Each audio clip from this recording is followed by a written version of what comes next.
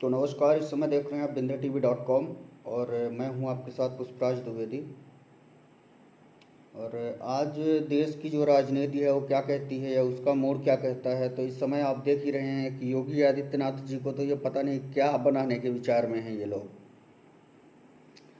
Bharatiya Janata party के अंदर इतनी इस समय वो उलझन आपस में उलझी हुई है कि कोई समझ ही नहीं पा रहा कि आखिर हो क्या रहा है, देश में चल क्या रहा है।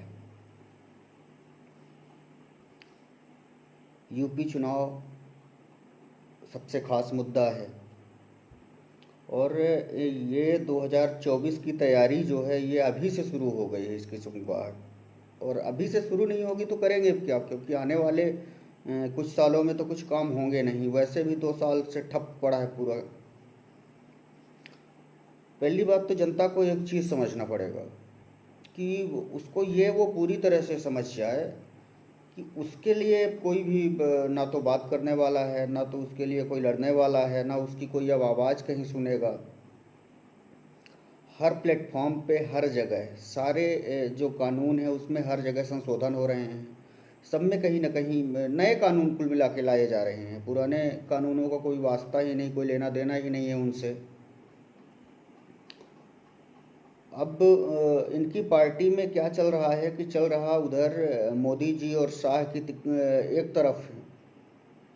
और अब आपको पता है कि अभी पश्चिम बंगाल में चुनाव हुए, वहाँ के जो परिणाम आए उससे इनको का बहुत ज़्यादा झटका लगा हुआ है।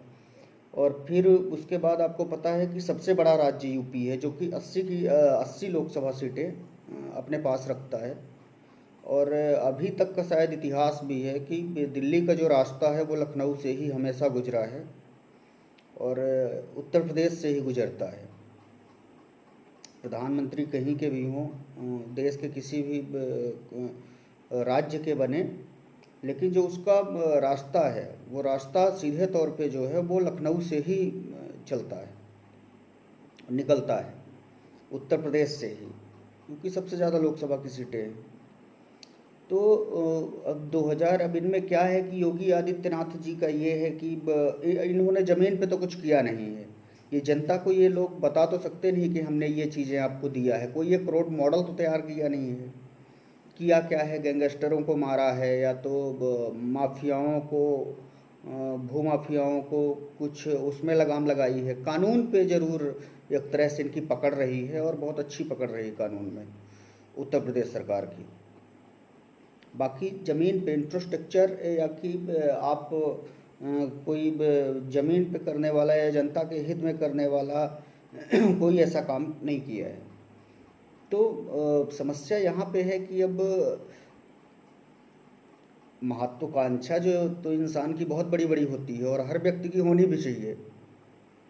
यह व्यक्ति की आज़ादी है कि उसकी जो वो महत्वाकांक्षा है वो बहुत बड़ी से बड़ी भी हो सकती है। तो योगी जी की कोई ऐसी बुरी बात है नहीं। उनकी भी महत्वाकांक्षा है, जैसे मोदी जी की रही होगी कि वो भी प्रधानमंत्री बनना चाहते हैं। लेकिन अब उनके रास्ते में दिक्कत उनके बड़े नेता कर रहे हैं।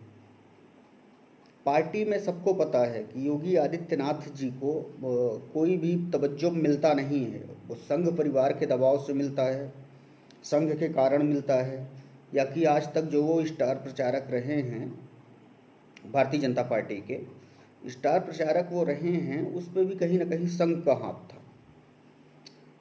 और भले वहाँ पे ये गए और जनता आई नहीं, इन्हें सुनी नहीं, वो एक अलग विषय है। लेकिन जो पार्टी में एक इंसान का दबदबा होता है, उत्तर प्रदेश के किसी भी दफ्तर में या किसी भी योजना में आप माननीय प्रधानमंत्री जी की फ़ोटो पाएंगे नहीं, नरेंद्र मोदी जी की। जो कि किसी भी स्टेट, यदि स्टेट उसकी सरकार है राज्य में, तो उसकी जिम्मेदारी है कि वो प्राइम मिनिस्टर भी उन्हीं के हैं। बनने के बाद वो तो किसी पार्टी के इतना ज़्यादा नहीं वो कहा जा सकता है, लेकिन अब तो हैं ही खुल के। आजकल चुनाव का पूरा माहौल ही बदल गया। अब तो समझ में ही नहीं आता कि है क्या।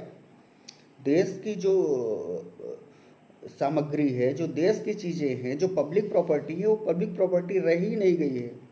और रह गई है, यदि हुई भी है तो वो पूरी तरह से हो गई है। योगी आदित्यनाथ जी जब वो 4-5 दिन पहले जब वो दिल्ली दरबार गए, तो पहले से ही सबको पता था कि उनकी कोई सुन तो रहा नहीं है। कहीं ना कहीं दबाव में ही वो गए, और वो उचित समझे कि इसमें एक आदमी को झुकना पड़ता ही, वो झुके। उत्तर प्रदेश में क्या है कि बाहुल्य जात के छत्री थे, तो इनके ऊपर भी काफ़ी लोग टिप्पणी करते थे कि ऐसा छत्रियों को बढ़ावा दिए, या तो ब्राह्मण समुदाय थोड़ी नाराज था, या कि ये सारी चीज़ें राजनीति में ही ये सब चलती रहती हैं, इससे कुछ विशेष फ़र्क नहीं पड़ता है। फ़र्क ये पड़ता है कि आला कमान आपका क्या सोच रहा है, और आला कमान जब खुद उस पद के लिए